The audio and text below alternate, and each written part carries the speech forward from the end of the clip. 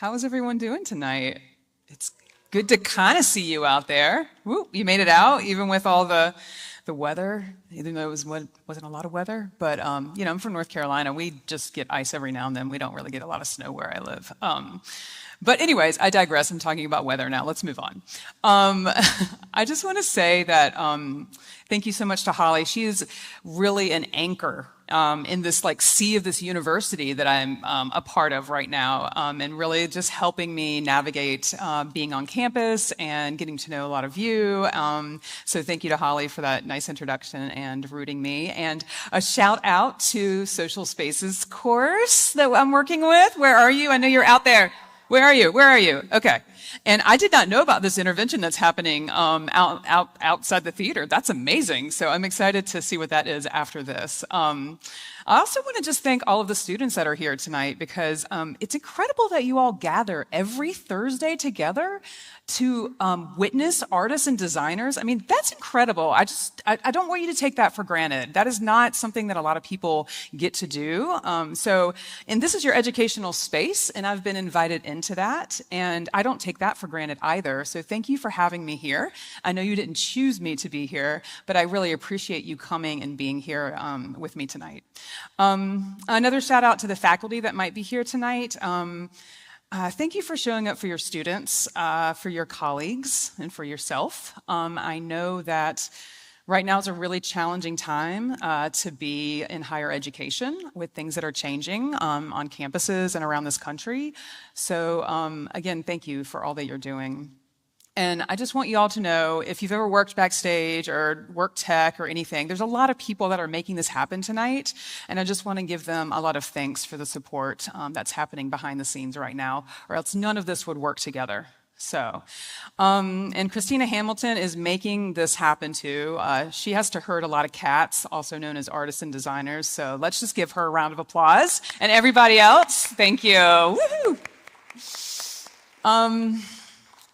So I spend a lot of time thinking about what I'm going to say to you all tonight, and because it's a really challenging time to be a human, especially in this country right now. There is so much chaos, and that is really a tactic that's being used to incite fear and to break our spirits and to cultivate division in this country. And that fear is real. It's especially real for our friends and family members that are trans and non-binary, and I know there are some of you out in the audience tonight. And as a queer person myself, you're near and dear to my heart, and I'm thinking about you all. I want to say that the fear is real for immigrants, especially Venezuelan asylum seekers who are being deported.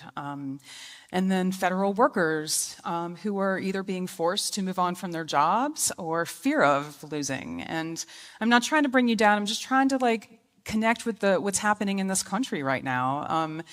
And even the truth about the origins of this country and the history of this land is being controlled to benefit those that have always benefited from the human trafficking and enslaving of people, which is the foundation of this country, as we know. And by the way, no list of words that they can publish that we can't say is going to change the history of this country. I just want to say that out loud. No list, no list of words. I'm probably going to say a lot of those words tonight. If you haven't heard of this list, it's out there on the internet. You can see it. So this is not a time to check out. This is a time to check in. To check in with yourself. How do I feel right now? Who do I see that is suffering? Am I suffering? Are we suffering? What is the cause of this suffering? And so many of you are art and design students and faculty, and you have this amazing ability within you. One of your superpowers as creatives is to make your feelings and your voices heard through art. And this is what art is about for me. And it's about reflecting the current state of our lives and manifesting social change. Now is the time, you all. This is your call to action. So I want you to use your class assignments as opportunities to shine a light on what's happening in your community and in your school. I mean, where did the university DEI initiative go? It's just like MIA now, right? Or why are faculty members fearful of losing their jobs or being doxxed if they express their opinions? Why is there a list of words we're not supposed to use? Which, of course, I'll be saying tonight. But this is oppression, you all, and you can feel it in your heart. You can feel it here. You just have to check in and not check out. So I want us to take a moment and check in together. And I know this is kind of unusual for a talk like this, but I'd love everyone to just take a moment and bring your hands to your hearts, maybe put your cell phones away. I know some of you are out there in your cell phones, I would be too.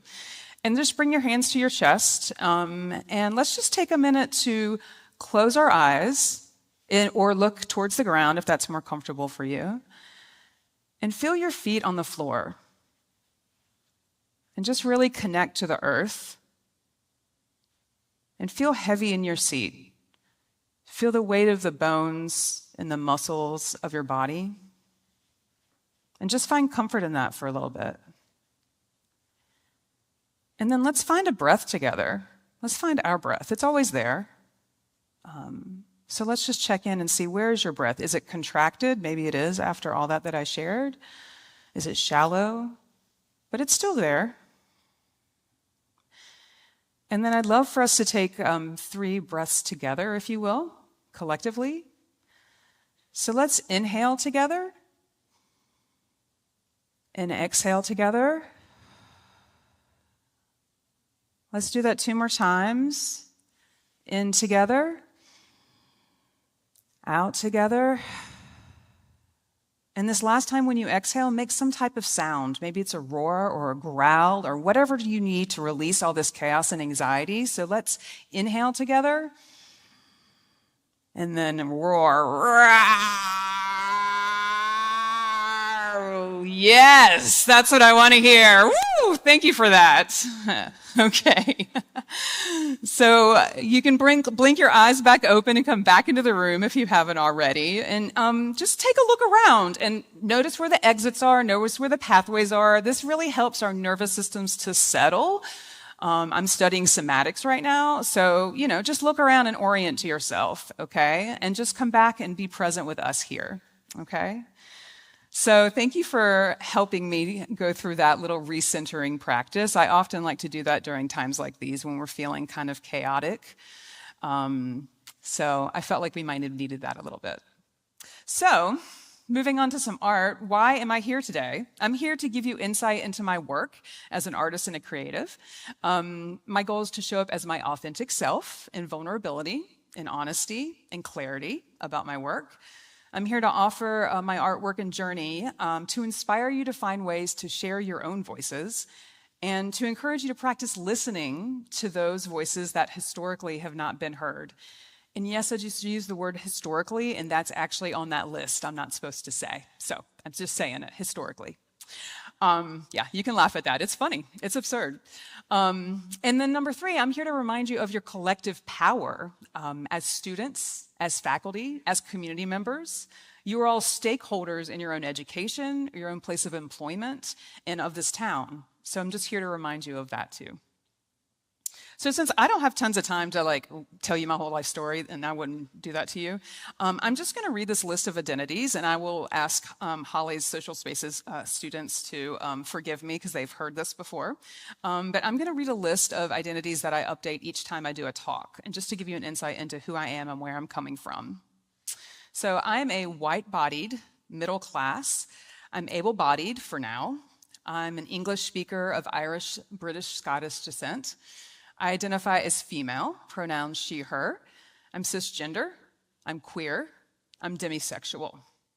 I'm an artist, a graphic designer, a book and printmaker, a performer, a researcher, a contributor, and a collaborator. I'm a daughter, a sister, a niece, a cousin, a granddaughter, a godmother, and a cat lover. That's right. I'm a lover of snail mail. I'm an inconsistent emailer. I'm a social media avoidant. I'm a hoarder of vintage office materials. That's for real. And I'm an archives addict. I'm a community cultivator. I'm a meditator, a mindfulness and somatics practitioner, and an emerging healer. and I'm a listener of my own body wisdom. I'm also a Southerner, and I'm almost done, a self-appointed civil servant, a North Carolinian, thank you, an interrogator of my own white privilege, and I'm actively extracting racism that lives within me. I'm also a dispeller of the myth that artists must suffer to create art, and a believer that truth is a path to liberation and compassion is the key. So there we go. Thank you for listening to that. I'm going to show you some actual images right now. Isn't that exciting? Here. Woohoo! Yes! Okay, so I have a lot to share with you tonight, so I'm just going to dive right in. It's going to be a bit of a ride, but hopefully you can hang on, and I will check in with you as we go. So I am a queer, self-appointed civil servant, which you've heard now. I'm an interrogator of civic ritual, and I conduct investigations through social practice with performative interactions. And I'm interested in relationships between civic rituals and identity, community, citizenship, and civil rights. And in my roles as artist, participant, and perpetuator. This little thing I have to click. There we go. For the past 17 years, I've been developing performative interactions, which I actually think I've been developing them my whole life, but anyways, that's a whole other conversation.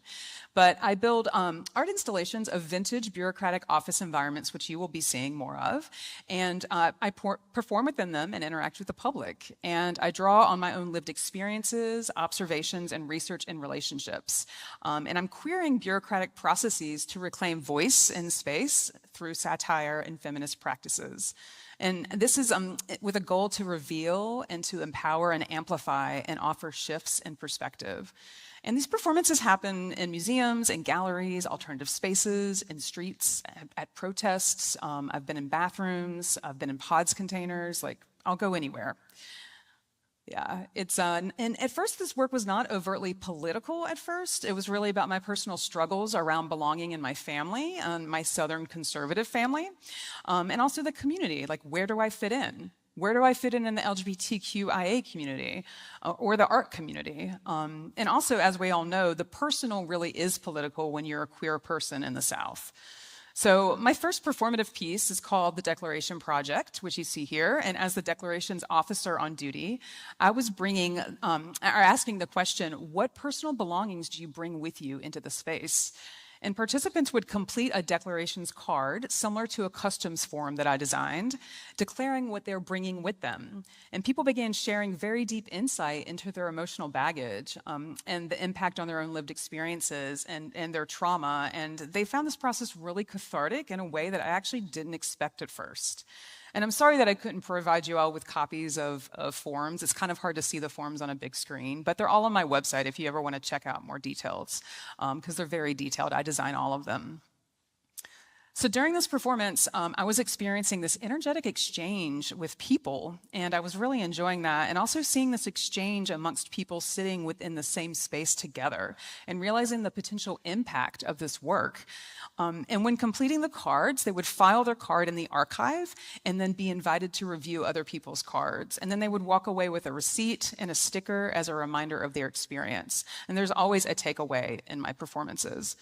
So I just wanted to read part of what's on this card. Right here, it's James Davis of Sunnyvale, California. He shared in 2010, this is an excerpt, "I'm carrying the rightful images of a nation and perspective over the murder of students at Virginia Tech. And I'm carrying the thought, why don't we equally grieve for the deaths elsewhere in the world, in Iraq and Sudan?"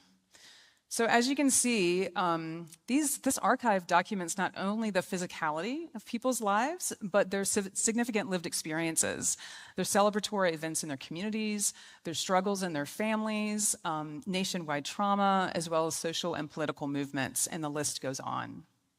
And this archive now holds over 4,000 cards, and I continue to perform this piece over time, and it continues to grow and evolve. And it's a site-specific installation each time. And it last appeared at a museum in 2023, and I had some people coming that were revisiting their cards from 10 years prior and revisiting their past selves, which has been very fascinating. And I've also had people that are participants that have actually passed away, and now their cards are archived forever with the project, and that feels very sweet to me. So you'll see this in a video in a little bit later, okay? So in 2012, my work moved into more of the political. As a queer person in North Carolina, I was experiencing othering and discrimination, and unfortunately, that's still happening nationwide. A divisive amendment to North Carolina's constitution, was going on a ballot for a public vote. And I always tell students, pay close attention when you see a change to a constitution on a ballot. There's usually another agenda that you may not be fully aware of behind this change. And I really encourage you all to ask questions before you vote. Make sure you understand, because once changing amendment is so much easier than changing it back. So in 2012, I became the Civil Validation Officer on duty in response to North Carolina's Amendment 1. And the amendment to the Constitution was to ban same-sex marriage and domestic partnership. So I was really frustrated with this, and I created a pop-up performance that fit in my car. I could literally just put it all in my car with voting booths. And I created a civil validation card where I asked people to describe their family, their partnership, or their life, and offer any responses to legislation or policy passed. And as the officer on duty, I determine whether or not you're valid based on what you write on the card. And then, let me just click the next image. There we go. So in Amendment 1, it was defining marriage as being between a man and a woman and invalidating domestic partnerships. And during the campaigning for and against Amendment 1, the language of the amendment was confusing, and I think it was on purpose. So people didn't really know what they were voting for or against exactly. And so I wanted to reclaim the word valid, that was used in the amendment, for my community, and unify people through a performance piece and educate the public on the amendment, and also reclaim power and put people in the same position as the LGBTQIA community often is. So during the piece, the amendment was framed in the voting booths, and people stepped into the voting booths to fill out the card and could read the amendment. And you'll see this in a video in a little bit. But when people are done, they come back to me with the completed card. I process the card, determine their validity, and I stamp the cards valid and offer an I am valid sticker, which is a design based off a voting sticker, and a receipt, of course. And then I mail all the cards to public officials after the performance to remind them that our voices and our lives and our love is valid. So I continue to perform that piece as needed, but I changed the legislation that's framed in the voting booths based on current issues. And here I am outside the North Carolina Legislative Building at the NAACP Anti-House Bill 2 mass sit-in in support of the trans community. And North Carolina's House Bill 2 was the first bathroom bill that was passed in the U.S., dictating public bathroom usage to be based on sex assigned at birth. And unfortunately, there's always a need to be bringing out this performance due to current legislation. So since 2012, through this piece, I've mailed over 6,000 cards to public officials, amplifying people's voices about healthcare, reproductive rights, immigration, voting rights, LGBTQ rights, and so on. And we'll, again, be seeing this in action in a little bit. So I'm going to briefly share about the power of the ballot, and then we'll see a video, okay? So in 2014, I assumed a new position of the Chief Precinct Officer of the North Carolina Board of Elections. You can hold your applause, that's fine. Oddly enough, that same year, the Supreme Court had gutted the Voting Rights Act of 1965, leaving no federal oversight in the South in regards to voter suppression and gerrymandering. And we have seen direct evidence of that in that impact in North Carolina during elections. So I'm going to share this video with you right now of this piece.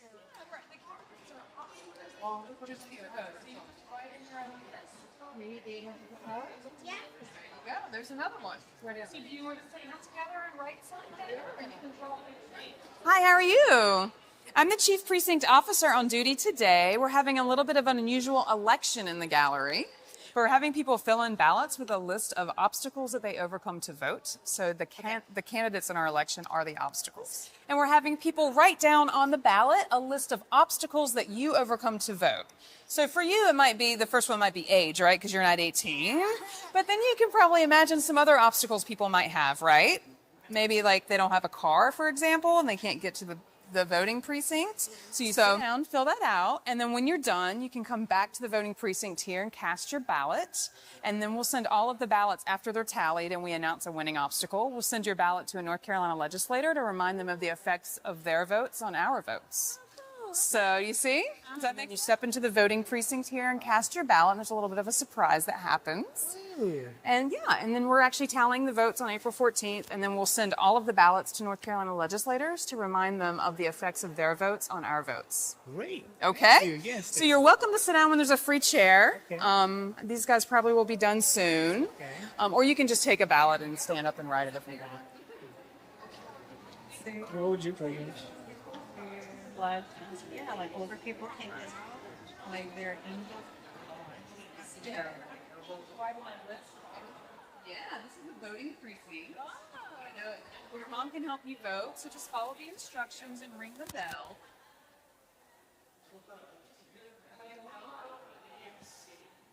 Just tap the top of it.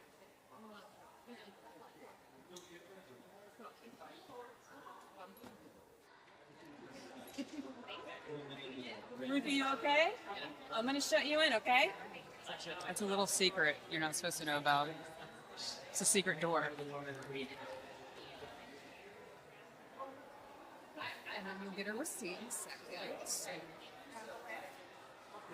There you go. Thanks for participating. You should do something that you exhibit that in the halls of the General Assembly. Trying to do that kind of stuff. Do you have any contacts? I don't think you could get in there, but it would be... Good idea, sir. Good idea. Thank you. Let's see what number you are. Flip it over. You're 1,457. Wow. That's how many people have voted since the beginning of this exhibit. And a special stamp. So we have a question. Do you know if your parents voted in the midterm election?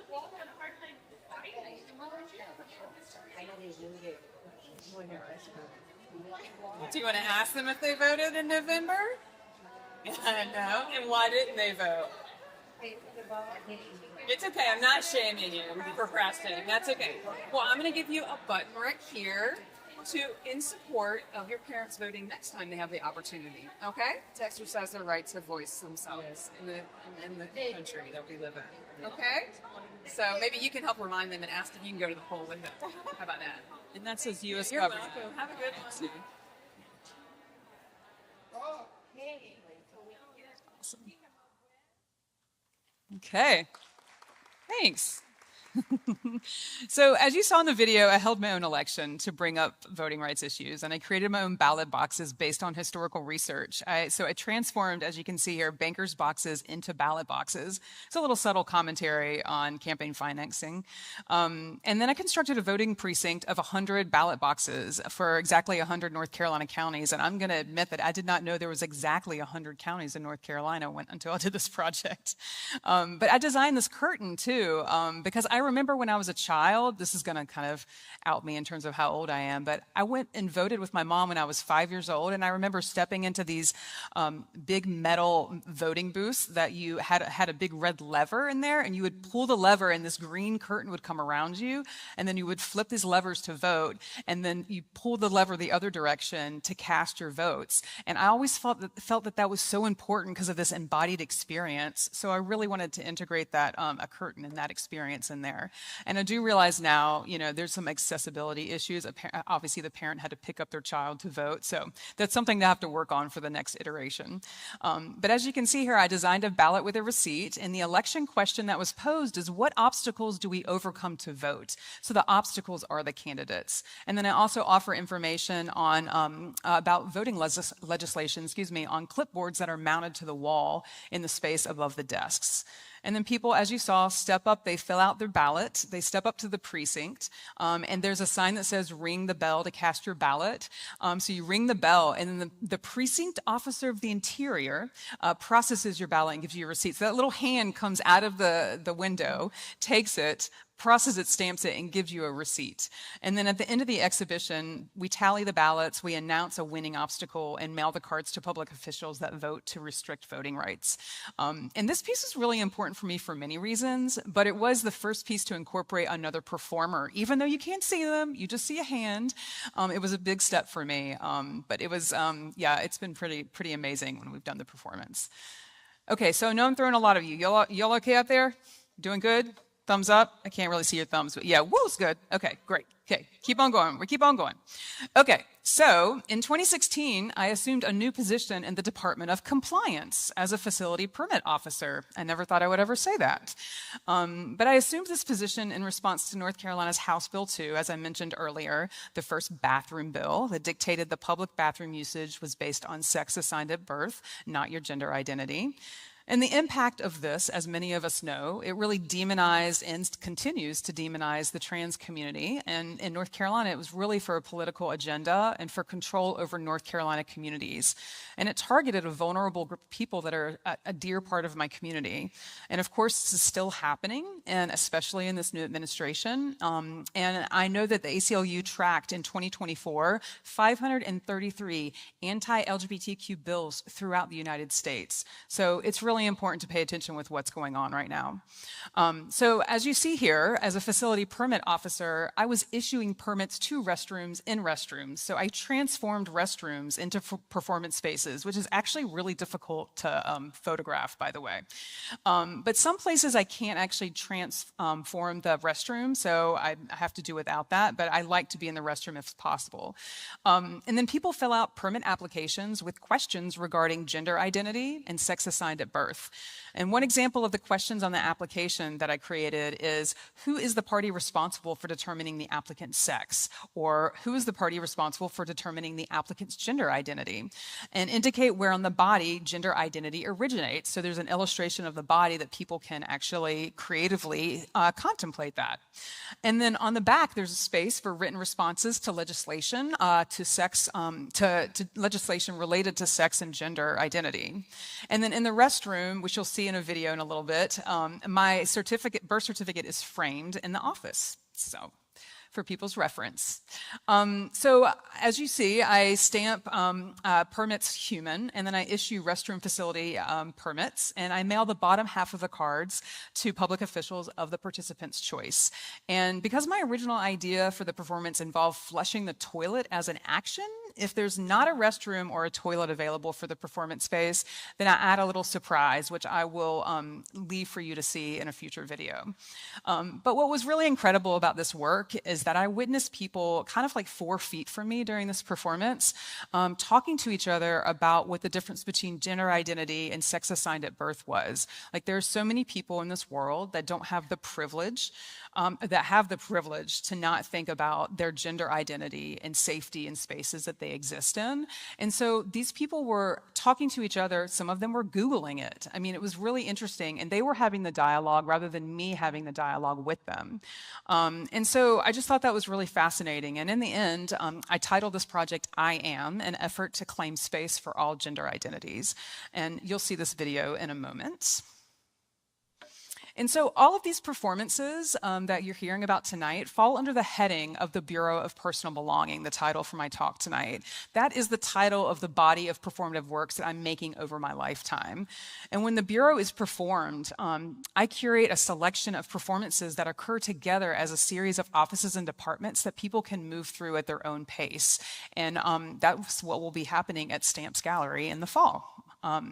So I had an opportunity to perform a version of the Bureau in Grand Rapids, Michigan at Art Prize 8. And I brought a team of North Carolina artists that you see here to kick off the 18-day event. And after the first weekend with that team, I then collaborated with the Grand Rapids LGBTQ community, students, other new friends and supporters to perform the work. And some of those people are actually in the audience tonight, which like really warms my heart, I have to say. So I'm going to go ahead and show you a video of the Bureau in action. And in this video, you're going to see the Declarations Department, Valid Nation, and I Am performances with other little things sprinkled in. Okay, here we go.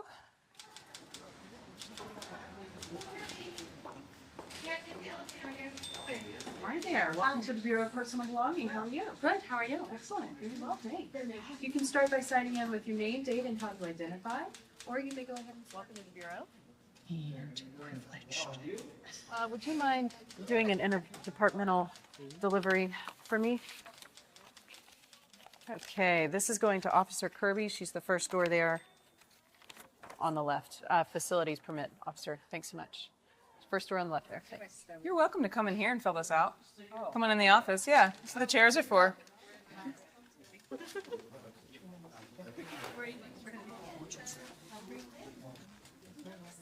Who is next? Come on, down. Do you agree with that? Do you have your birth certificate on you? No. Okay, interesting, right? You don't really hear this here. You're male. Do you agree with that? Yes. Okay, and who determined you were male?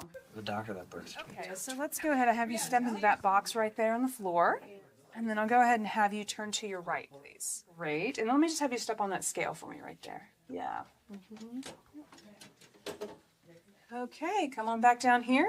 Congratulations. I've determined you're in fact human, just in case you had questioned that. Do you mind if I send this to Governor Snyder to let him know that you are in fact human? Go ahead. Okay, I will do. And I have one more thing for you to do. I need you to pick up that phone. You have a phone call I need you to listen to. That is for you. You have every right to use the facilities, no matter what gender you are. Okay? And then I need you to take this back outside for me and then put this on the wall if you don't mind to share with other people. All right. Thank you so much. You're very welcome. Okay. Thank you. Yeah. Have a good one. Put your thoughts on a card and pass. Any other takers? Plain English. Excellent. There are pens in the booth. All the stars in there. Like that.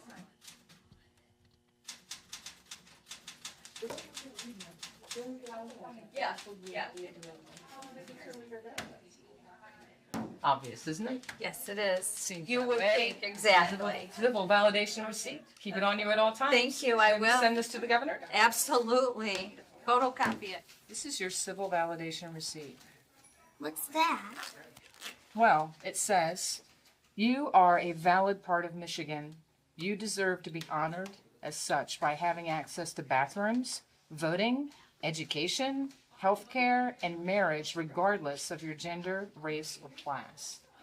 So you keep this on you, on your person at all times in case anyone calls your validity into question. Can I take a picture of her with her little... Yes, Please. we'd love that. Yeah, here, Aubrey. Can you hold that? I do. Marijuana. Let me see. Needs to be legalized. Family, lifestyle, response. In fact, Do you have a complaint you'd like to call us? Not yet. burning my Lara certificate as an appointment with his signature on it. I'm thinking about just torching that. Oh, You need a witness? Uh-oh. improper office behavior by a friend. Friends are whining too much. Why are there playboys in the office? That was mine. Okay. You need to keep this official. When I came in here, all the offices looked just like the one that you were in, the validation with the white walls. And so we just recreated this whole environment in the past couple of days. And yeah. So we're having people fill out cards with a list of what personal belongings they bring with them into the space. So that can be a thought, a wish, a dream, an object, the coffee in your hand that you're enjoying. Hey, Melissa, come here. I need to give you this, and you're going to have to file that. Right. Yeah. That much of it. Super. Feel free to explore our offices and interact with it in the right order. Hey, first, I have whiplash on my mind and coffee. Oh, I see that. I was looking at kind of like it's supposed to have all happened today. So I'm looking at this. Excess worry over job search. I like that one. I am. Oh, great, you're valid. I am valid. Oh, super. Thank you. And you know, I do believe that you deserve Oh, a gold star. a gold star. And I think you should put that on the Fantastic. Thank you for stopping into the bureau. Thank you for being here. So, thanks, you all.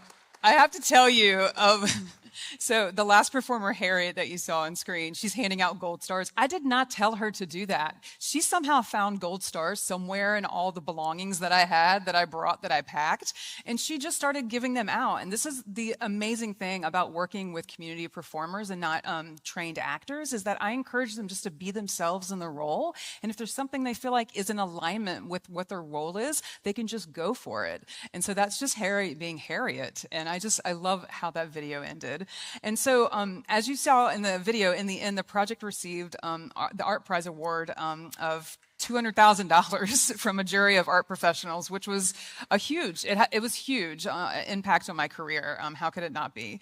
And so since then, I've continued to collaborate with friends, with family, with students at colleges and universities like you all, with community members, with museum staff, with docents. And this work literally can't happen without them or without you. And with no participants, there are no interactions, right? So I'm really honored that people want to be involved. And from the feedback that I get from performers, they have a great deal of fulfillment from the interactions and the involvement that they have with people in the work. So I'm hoping some of you would like to perform in the fall at Stamps Gallery, and we can talk about that more a little bit later, perhaps. Woohoo! Love that. Love the enthusiasm. And we're going to need that one for this next subject, but thank you. So in 2019, I was offered an opportunity to create a new piece, and the prompt was presence and absence. And I wanted to talk about and speak to the liminal space that many communities of color in the United States are forced into, specifically immigrant communities, because I was working with, as a creative mentor with a Latinx team who shared her stories about navigating the discrimination and vulnerability in this society and being a child of undocumented parents from Mexico. And so weekly we would be meeting and she would be sharing these stories, and her stories really emphasized how people want immigrants to be present and documented and contribute to society in ways that, that are approved by white people, to be honest. And yet many people treat immigrants as absent, and many don't want to hear their voices, and thus people are treated as if they don't matter, as if they are invisible, and as if everyone isn't a part of the fabric of this country, right? And this is especially relevant right now, given the new immigration policies that are instilling fear and discouraging visibility and voice in this country. So I encourage you to pay attention, because it's interesting how some of my work just keeps coming around and being relevant over and over and over again. So in 2019, I felt I needed to create the Civil Presence Department, and I have people fill out these civil presence tags. And during the performance, civil presence officers on duty assess your civil presence, and they determine where you are on the continuum between absence and presence. And within this piece, there's time for reflection involving silver thermal mylar blankets that are used in crisis situations for warmth. So I'd like to show you a video of this. I want to introduce you to the first, performer that you're going to see. Her name is Edlena Rodriguez de Paul. She's a public school educator, a social justice activist, a trauma-informed yoga teacher, and a mother of two. One of those children is now my goddaughter, which is amazing. But Elena is also a Venezuelan refugee, and she sought asylum in this country. And luckily, she was able to become a citizen before this administration enacted the deporting of Venezuelan asylum seekers. That just began this week. So Elena continues to share her lived experiences with me, coming to the US as a refugee, and the complexities of navigating the constantly changing immigration policies that act as hurdles for presence, as we're seeing in real time. So I want to introduce you to Elena and the Civil Presence Project. I am going to assign you a number that is going to help me track you down throughout this process. Is that the advanced healthcare? Thank you so much. So, full name, place of birth, your current city, and your alien status. You may have a face, then an officer will call you by your number. Thank you. Okay, 117, 118, and 119. Hi, come on in, have a seat. Thank you. Hi there. Thank you so much for your patience waiting today. Okay, Susan and Jacob, awesome. So do you have a valid ID on both of you that I can see? Okay, thank you. See here. Okay, yeah. So unfortunately, we aren't accepting these anymore due to fraudulent activity. Do you happen to have a family Bible or a utility bill on you or anything like that? No. Oh, that's okay. We'll let someone else vouch for you. I have a feeling you might know some other people around here. So we're going to have you all stand up, and I'm going to take some physical presence measurements. So put your clipboards on the ground and stand shoulder to shoulder facing this wall at the black line down there with your toes down there. Yep. Okay. Yep, shoulder to shoulder, because we're all in this together, right? There we go. Yeah, it's a nice measurement. Okay, great. Bring your hands behind your back, wrists together for me. There you go. Behind you, so there we go. Yep, looking good. I'm right behind you. I know it's a little awkward. You're so wet. It must be really raining out there. Okay, I'm going to come underneath your arm, sir. There you go. Thank you so much. Okay, looking great. Okay, go ahead and turn around for me. Bring your right hand up, and I solemnly swear style. In a courtroom, I'm going to measure from your fingertip to your elbow. That's what I thought. There we go. And bring it across your heart, and I pledge of allegiance style. Have you pledged allegiance recently? You have. Wow. How about you? Yeah. And I know, me neither. Don't tell my boss. I'm putting in for a promotion. Okay? And I'm going to measure from your forehead to your heart. Okay? This is head to heart. This is an exact measurement. You might want to hold your breath, just in case. Nice job. Okay, so unfortunately, I'm picking up on a little bit of absence within all of you tonight, and I don't want you to worry. It's very common. I'm seeing this with a lot of people, okay? But I do have to stamp your tag with absence simply because my coworker is going to update your records as your status changes, and I promise it will change, okay? So, but I want to remind you that you live in the United States of America. I mean, this is the land of opportunity, right? You can have that American dream, right? You know, you can have that six-figure salary as soon as you get out of college. Like, you can just pick it, and then whatever house you want, maybe that big SUV, you can fill it with gas and drive it around. It's totally up to you, whatever you want. But we need you to practice a little bit more presence, okay? But not too much. Now, I know it's kind of confusing, but so I have a couple of tips for you. Number one, we need you to speak our language, okay? So if you speak any other languages as your first language, you just want to keep that to yourself, okay? We're happy to have you here, okay? But we just don't want you to make other people feel uncomfortable, you know? Number two, if you have any cultural beliefs that are kind of against the norm, we keep those to yourself as well. I mean, we're happy to have you here. We just don't want you to feel, make other people feel uncomfortable. You know what I mean? Just be like a sheep, part of the herd. Just go with the herd. Go with the flow, right? Okay? Okay? So I'm going to give you these tags back. Because at the bottom, our next step is to give you a little bit of time to reflect on what your assessment has been or anything that you're thinking about or feeling right now. It's totally up to you what you're going to be writing, okay? And I'll take you over and I'll show you how that's going to work, okay? Here we go. For you. And you can have a seat in the black chair, okay? For you, Dan, there you go.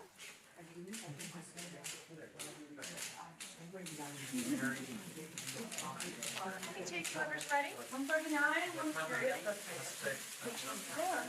Thank you for your wait. Or thank you for waiting. What's your hot roll?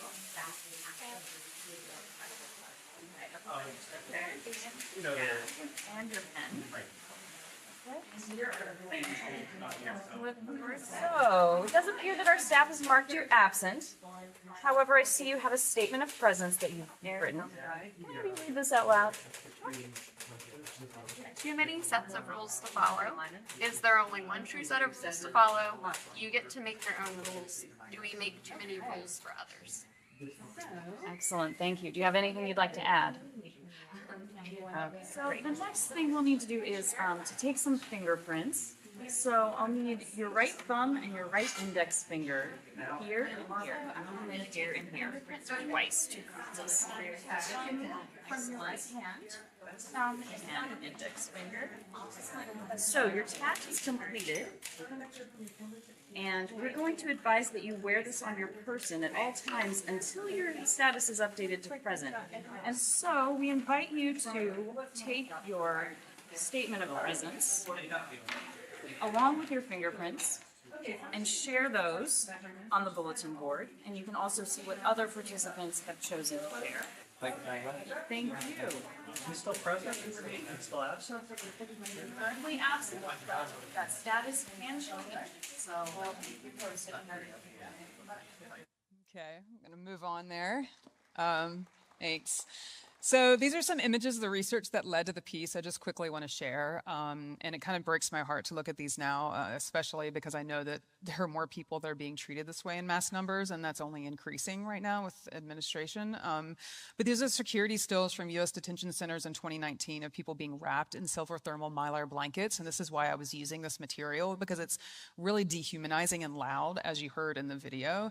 And there's really no comfort in these. And these are people's loved ones that are being treated this way with no idea of how long that they're going to be there. It's so very traumatizing. And then I do a lot of online research, and these are the 1940s civil defense emergency medical tags that I found that I based the design of the tag off of.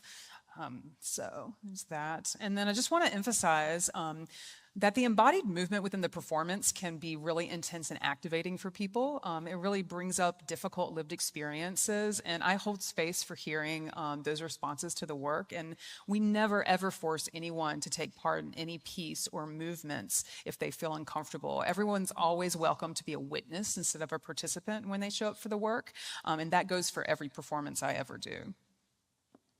And so as you saw here, people left wearing the tags and posted their responses on the bulletin board to be shared.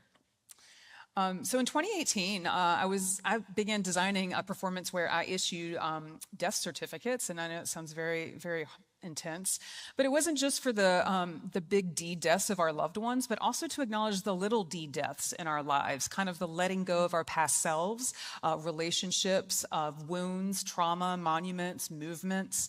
And this performance is a way to honor transformation in our lives and create a clearing for the future. And so I was creating this project in response to experiencing a large amount of death in my life and observing the limited connection to ceremony and ritual around death within my own family, and also the broader American culture. So in the fall of 2019, I was asked to perform a new piece in an exhibition at the Contemporary Art Museum in Raleigh, North Carolina.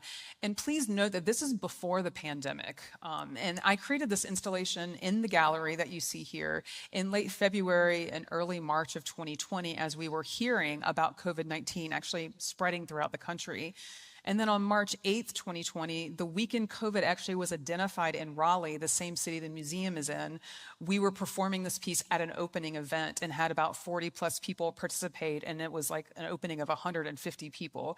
But we had no idea what was in store for us or for the world. And so I have no documentation of people participating in the opening of this iteration of the piece because I planned to take video during the closing performance.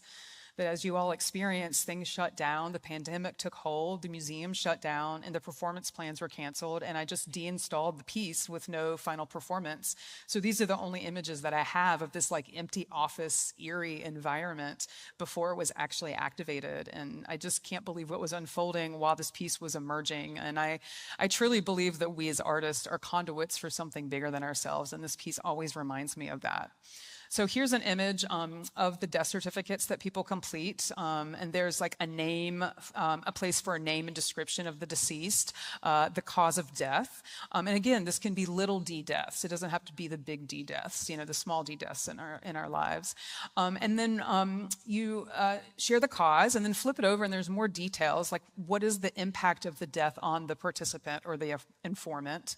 And what information should we know about preparation for the death? And then my favorite part is to select a bureaucratic in-office ritual. So the authorization officer in the performance actually walks you through a ritual of your choice. And it could be the ringing of a bell, or an applause, or a moment of silence, or a spritzing of water. Or during COVID, we were doing elbows and fist bumps, actually. So after the performance, copies of the death certificates are then sent to participants to remind them of what they acknowledged through the piece. And surprisingly, this project actually continued being performed during COVID-19, and it happened at University of North Carolina at Greensboro. They hosted it in 2021. So during new iterations, we actually integrated the COVID precautions into the work, not just for safety, but as documentation of our lived experiences of the pandemic. And this work is definitely a reflection of that. So another way we marked the time during the performance, and you'll see a video of this, an excerpt in a minute, was by honoring, we marked the time and honored the grief during COVID in the performance by displaying the COVID-19 US death toll on clipboards. And we actually updated it daily during the installation. And unfortunately, in the US, we reached 500,000 deaths during the performance period. And that week, we had a special collective bell ringing in the office together to honor all of those that had passed from COVID. So participants, as you can see here, they're posting their certificates on a bulletin board and they can read other people's responses. And I also want to share this kind of live response to current events that happens in my work. A month leading up to this performance, the January 6th insurrection at the Capitol in DC occurred. So in response to that, as part of the performance installation, I created this unstaffed security office with a live feed from security cameras throughout the performance. So participants would see see that they were surveilled during their experience as they exited. And in the installation were FBI wanted posters for people involved in January 6th, in addition to other documentation of the insurrection on clipboards. And oddly enough, many of these people on the FBI posters are likely to have been pardoned by Trump on January 20th. But I just wanted you to see how my work can evolve over time. So I'd like to share an excerpt of this video from 2021. And I apologize, it is a little difficult to hear performers speaking due to the masking. But again, it is actually a true reflection of that time. You guys can go ahead and have a seat over there. Okay.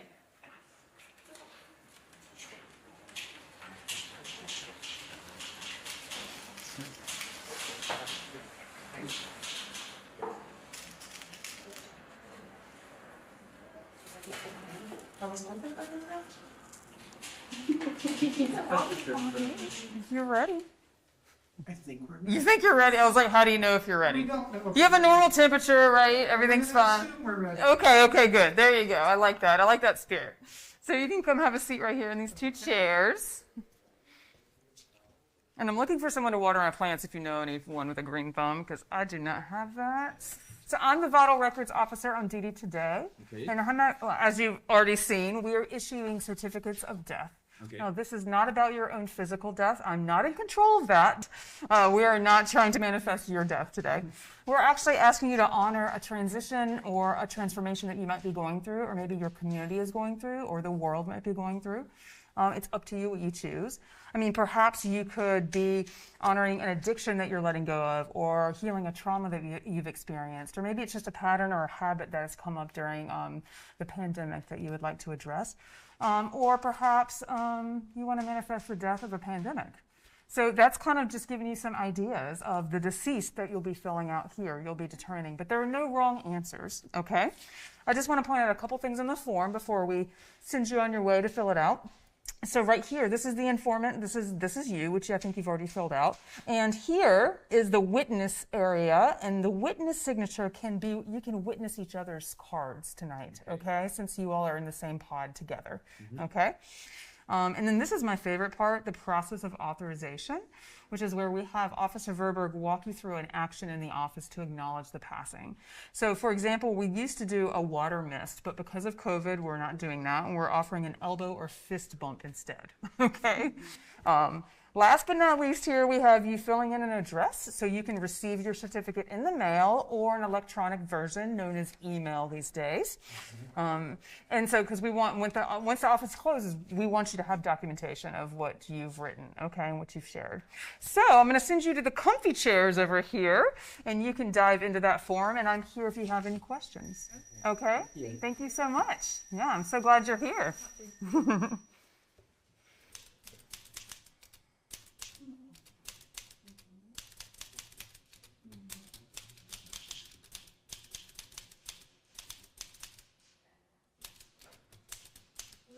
Like Officer Gruber is fasting work. This is such a loud typewriter. There you go.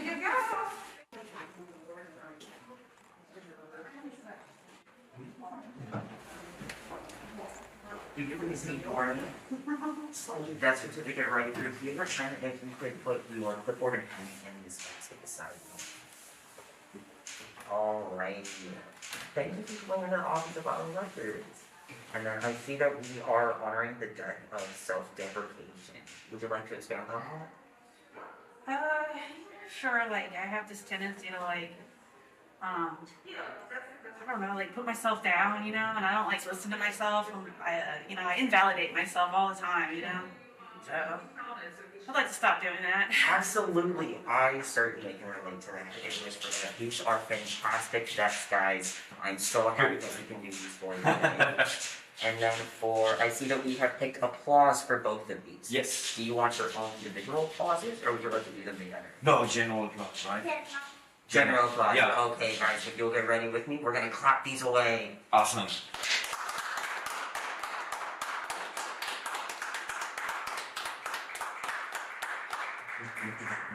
Feels so great. I'm so happy that we could do this for you today, guys. And then you have included your physical addresses here. Fantastic. Yes. When the office closes on the 26th, we're going to mail your death certificates down to you. Fantastic. And then I'm going to witnessed and authorized these for you guys. I'm gonna sign these, and it's all gonna be officiated. Oh, great. Absolutely. This is a great feeling. This is what the office is for, and this is why it is the process. Cool. I'm so glad y'all were able to come into the office today. I'm so happy that we were able to do this for you guys. Thanks so much. I go later already? That's the goal. We're gonna go up these stairs. And then on your right is the bulletin board. For my apartment.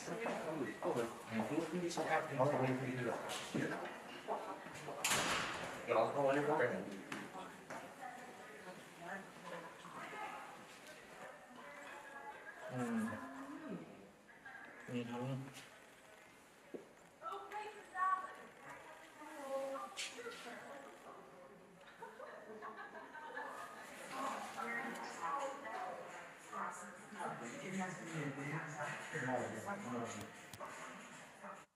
Okay, I'm gonna have to move on quickly to the last project. I want you all to be able to see the last video. So in 2022, I was commissioned to produce a new performance piece by the North Carolina Museum of Art and the Andrew Mellon Foundation in response to the museum's reinstallation of the permanent collection. This is a process that many museums are actually engaging in to assess whose stories are being told and how they're being told within the collection, within the walls of these institutions. So this commission is a very unusual arrangement because I was actually hired as a contractor working in art conservation as well as assisting with the reinstallation, as well as an artist that was doing research. So it was kind of embedded in the museum for months on end, and it made the museum very nervous, actually. And I had to navigate some really tricky situations because the museum is funded by a conservative Southern state legislature, and the museum has one of the oldest public collections, if not the oldest, in the United States, actually. And the legislature has more influence in that museum than you would expect. I have many a story that I can tell you on the side. But after months of on-site research with staff and docents and doing a research and development performance with the public to hear about their knowledge or lack of about museum processes, I realized that this new performance piece was not about the reinstallation of the art on walls or pedestals, but about humans. And reinstalling the collection was about revealing histories of humans' lived experiences through artwork made by humans, made by people, and that all of these people, these artists, are the stakeholders of the museum, in addition to the community, the staff, the docents, the volunteers, the board members, etc. And so, thus, the Department of Humanity was born. And my new performance ultimately was about reminding people that they are stakeholders, that you are stakeholders, and encouraging them to explore the agreements that exist between them and the museum. Are museums living up to the agreements with all of their stakeholders? I'm very curious. That's a question that I'm posing to you all.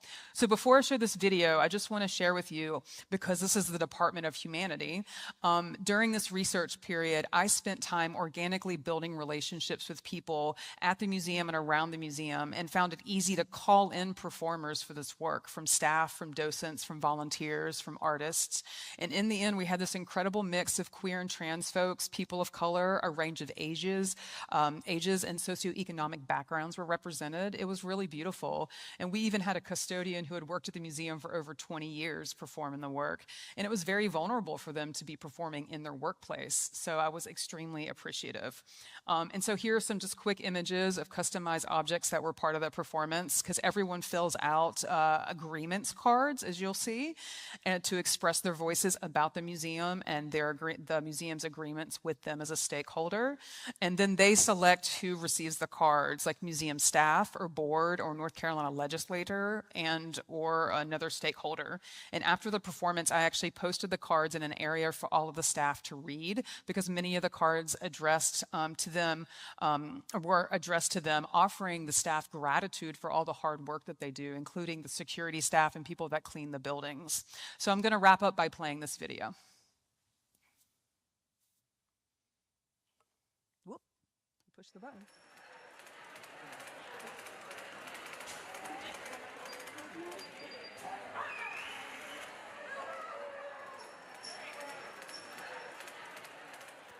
Welcome to the museum, home of the People's Collection and the Department of Humanity. My name is Maria. I am the welcome desk agent on duty today. Are you here to take part in the Department of Humanity? Yes. Yes? Great. We're so glad that you're here.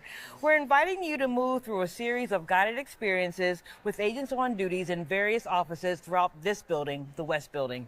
It is a self-paced, interactive experience of walking and sitting. It takes about 30 to 45 minutes, and it's not a tour of the artwork, but you will be immersed in the artwork because you're in a museum. You can't help but being immersed. Are there any questions? No? Ready to get started? Yeah. All right. I'm going to hand you your checklist. Thank you. And I need you to time stamp it, put it on this side, and just shove it in there. Okay. It's the correct time, just not in this time zone. It's the correct time somewhere. Okay. And I'm going to give you each a clipboard that you will need to keep with you because you'll need to have that. The first thing I'd like for you to do is to read the text panel right over by Jermaine Powell's new work, The People's Collection Reimagined. Read that, and then you're going to check in and see the agent at the social location office. Thank you. Okay, thank you. If you have any questions, I'm here until 4. Yes.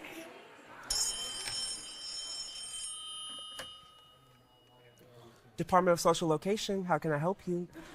Thank you for coming to the Department of Social Locations. Are you ready to participate? Yes. Thank you so much. All right, the first thing I'm going to ask you to do is I'm going to ask you to fill out this ledger with the aligning information. You are more than welcome to put any information that you want to put down. You can be completely anonymous if you want to. It's whatever you're comfortable with, okay? But when you're done, you'll let me know, okay? Now, the next part of this exercise, we want you to take into consideration the information you just gave us. And I'm going to ask you to fill this card out with a couple of adjectives to describe yourself.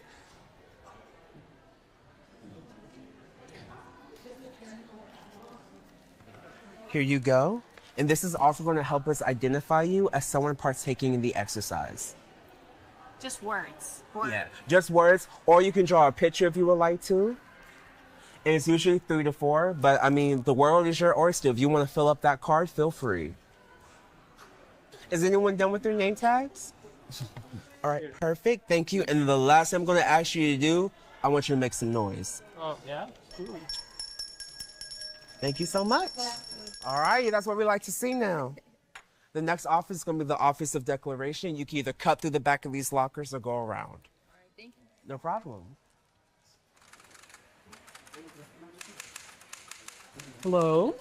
How are you? Fine, and yourself? Fine, thank you. You're here for the first time at the Declarations office? Alrighty, beautiful. So I'm going to hand you both one of these cards. Okay. If you don't mind filling out your information here at the top, and then please do not forget to give me your signature on the back.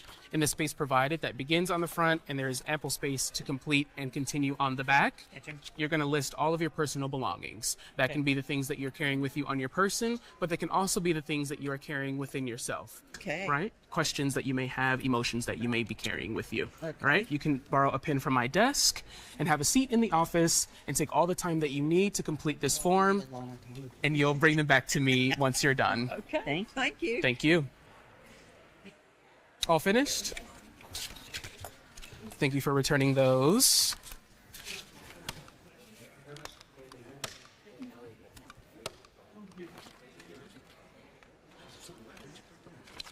Okay, Alexis. Thank you. This is yours to keep. And then with the list that you have completed, I'm going to ask you to add them to our archive over there. This archive has been built over the past 16 years and has received over 3,000 responses. So once you drop them in alphabetically by your last name, feel free to be a little nosy and look at how other folks have responded to the prompt over the past 16 years, all right? Once you're done with all of that, give that bell a ring to let me know that you've completed all the steps, and there is another agent down the hall who will give you some more instructions. Thank you very much. Welcome to the Agreements Office. I'm the local agreement agent on duty here today. I imagine that you've encountered agreements at some point or another. We passively agree to a lot of things just living our lives in today's society that we don't really think about a lot of the time. An example of an agreement that we as a Department of Humanity have with you and with ourselves is that we promise to engage with kindness, compassion, and understanding to create a unique and enriching environment for us all. And there's a lot of words in there, but ultimately it's just a goodwill statement. I promise to be good to you, and you promise to be good to me in that sense. And I think that we both can really agree on that. And so, We are also inside of the Museum of Art at the moment, and this museum has made agreements with its stakeholders. Why is any of this on public display if there wasn't a community to come see it? The community is a stakeholder in this museum. The community is a part of this museum and deserves to have access to at least some of it. And so it also includes the docents, the cafe workers, the people who take care of the grounds, and also, even if they never come here, taxpayers. In one way or another, our money will end up here. It is a state-funded institution. And so we are all equal stakeholders in this museum in one way or another. Just has to have a different label to it. In the department, though, we are forming an agreements council today, and we would like to formally invite you to be on it if you would like. I cannot pay you for your time on the council. As you can see through me not having real paneling on my wall, we're going through a little bit of budget cut at the moment. So the museum has also recently changed its name of the state's art collection to the People's Art Collection. And so we at the Department of Humanity just want to ask the museum, what is it actually agreeing to when it made the name of the collection the People's Collection? Who inherently is the people? Is it everybody outright? Is it excluded to members, the people who pay a fee for this place? Is it just the funders, the big donors? Or is it everybody? Because also we have to think of the artwork the cultures of the artwork that we have here as well. Some of them have been acquired in nicer ways than others. And are those people, they're a part of this museum, are they also included in the people? And what responsibilities and agreements has the museum made with them, with us as well? So I'm going to send you off to do a little bit of thinking. Unfortunately, I only have one map at the moment, but we are currently standing right here. And then it goes off into the American and Audubon galleries for 2 informational signs over there. They're going to correspond with this paperwork that I'm going to give you. The walls have the artwork and a couple plaques, and then this has some information and some prompts on it for you to think about. I'm just going to give you both. The other one is also the African Gallery, which has 3 stops in it instead of 2. Little bit more reading in there, but also really great information to have regardless. Do whatever one you want. Do both of them, do one of them, that's all up to you. But do make it back to the welcome desk. And at the welcome desk is where another agent is going to take you down to the tunnels. We're going to take you down there. We have a final office, a final agent waiting for you with a little writing about what you've thought so far and what you're going to think about in the gallery as well. We take you back up. Then you're done. So you're close to the end. All right. Okay, who's ever next? Come on down. Welcome to the tunnel. Have y'all ever been to the tunnel at the museum before? Oh my gosh, it's so exciting. I love when no one's been to the tunnel. I love it. I love it.